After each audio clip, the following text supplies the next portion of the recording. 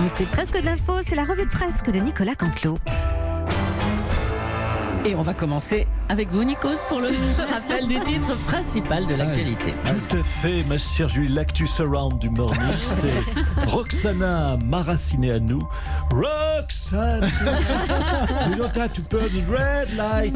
Pardon, excusez-moi, je m'étais évadé quelques secondes dans The Voice. Voilà, Roxana Maracineanu s'est insurgée contre les 1600 fonctionnaires de moins dans son ministère. Alors je lui donne un petit conseil, qu'elle ne s'insurge pas trop non plus, sinon ça ne sera pas 1600 fonctionnaires de moins, mais 1601. Une, oui, en l'occurrence. À propos de sport, c'était super l'ambiance hier. Nous avons fait partager cette ambiance du Stade de France hier soir.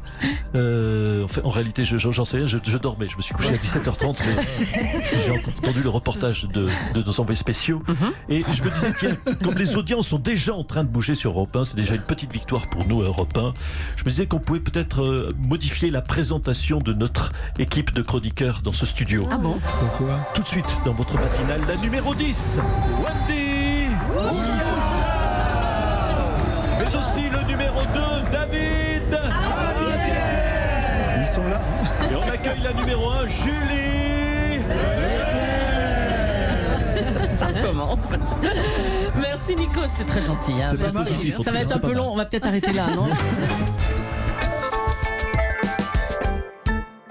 À Paris, un Afghan d'une trentaine d'années a poignardé des passants dimanche soir. Il a été arrêté par des joueurs de pétanque qui lui ont couru après en lui lançant des boules. On est en ligne avec Gérard Collomb. Oui, bonjour Madame Julie. Bonjour. Je veux remercier sur votre antenne de façon dynamique et enthousiaste les courageux boulistes qui ont assommé cet individu en lui jetant dessus violemment leur boule de pétanque, sans oublier le cochonnet qui a dû faire la différence.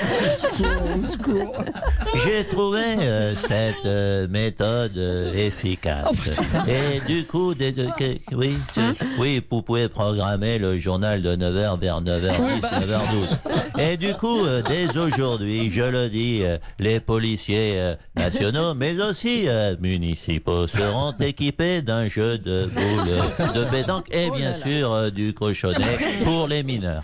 Monsieur le ministre, attendez là, regardez, oh, attention. Pardonnez-moi, pardonnez-moi, Madame Julie, je suis interrompu. Il y a un homme, qui agresse sous nos yeux une petite vieille pour lui prendre son sac. Brigadier, pardonnez-moi, Madame Julie, je reprends votre direct. Brigadier, vous sentez que là, je suis à fond. Hein. Brigadier, tout le monde et votre équipe, tout le monde prend ses boules de pétanque. Oui, allez-y, brigadier, tirez. Et là, je tire ou je pointe? Écoutez, un agresseur comme ça se tente. Moi, je dirais, vous tirez. Hein. Oh, vous êtes fada, vous? Moi, je l'aurais pointé, là.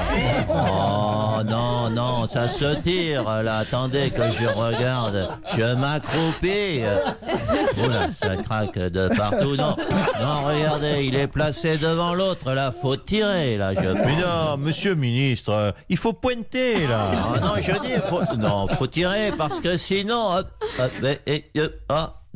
écoutez, trop tard, il est parti avec le sac à main de cette pauvre dame. C'est pas très pratique finalement. On va essayer notre arme marseillaise que les boules de pétanque. J'ai une idée, c'est de commander des grenades fumigènes parfumées au pastis. Une autre arme marseillaise donc. Eh bien, bon courage, monsieur le ministre. Et à nous aussi, par la même occasion. Allez, on va passer à un dossier parisien maintenant. Pour lutter contre les appartements inoccupés, un adjoint d'Anne Hidalgo à la mairie de Paris, Yann Brossat, veut interdire les locations Airbnb dans le centre de Paris. Bonjour Bertrand Delanoë. Oui, bonjour ma chère Julie. Bonjour. Mon cher Nico. Salut Bonjour. Nico, ça va? Ça va. Dites-moi monsieur Légal, j'écoute votre matinale depuis Bizerte. Ah, vous êtes à Bizerte? Je suis à Bizerte. Bizerte et demi. Oh non. Je vous trouve, je dois le dire, dire, je ne sais pas si je dois le révéler, mais je le dis quand même parce que je dois être transparent. Je vous trouve resplendissant. Je vous remercie, Je monsieur vous le maire. apprécie beaucoup. Merci, monsieur Delanoë, merci. D'ailleurs, d'une manière générale, j'aime beaucoup la Grèce. J'entends. Les îles comme Mykonos, Paros, Évidemment. Tétanos, Cigarillos ou Rhinocéros. C'est pas tout à fait grec, mais bon, c'est pas grave. Allez, on peut revenir à cette idée d'interdire les Airbnb dans le centre de Paris. Vous en pensez quoi, vous, Bertrand? J'applaudis, j'applauda. Et je dis bravo à mon âne, bravo à mon Hidalgo, bravo à mon espingouine. Les Airbnb en Paris, ça suffit. Les touristes n'ont pas à loger chez des particuliers, enfin. On ne peut pas loger nos touristes dans une chambre d'étudiants sous location avec une douche des années 70. C'est celle qui donne un jet dans l'œil, un jet sur le tapis de bain. C'est très désagréable pour les petons. Donc, vous êtes contre les Airbnb, on a bien compris. Hein. Attention, je suis contre dans Paris uniquement. Sinon, c'est vrai, ce côté Airbnb est très pratique. Ah. Vous connaissez le cousin de Jean Touffe, Jean Touffi, Oui. Larbi. L'arbi, ah oui. Ah oui. Vous savez, a monté son entreprise hôtelière, Oui. l'Airbnb. L'arbi. Ah, ok, bravo. Ah là, Je vois que mademoiselle d'Acosta apprécie.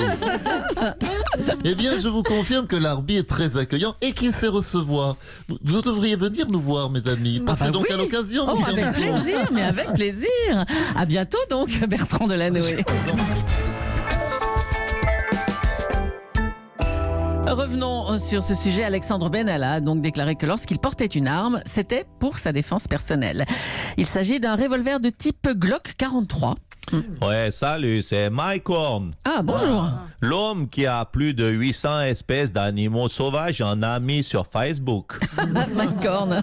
Mais qu'est-ce que vous voulez dire, vous, sur l'affaire Benalla? Je dis que Alexandre Benalla, c'est la mauviette. Personne n'a besoin de l'arme à feu pour se défendre. Avec juste une simple branche de bambou et une grosse boulette de miel prélevée dans votre oreille au préalable.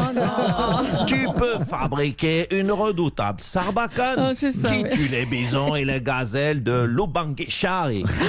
Julie, si ça vous intéresse, que je vous montre comment concevoir une matraque télescopique avec un rouleau de sopalin, un slip et des rognures d'ongles. Oh non, ça Je suis m'intéresse ton pas. homme. Non, merci beaucoup. Nicolas Canteloup, qu'on retrouve à 8h40 tous les jours sur Europe 1, également en podcast. Et merci aux auteurs Philippe Cavrivière, Laurent Vassilian et Arnaud Demange.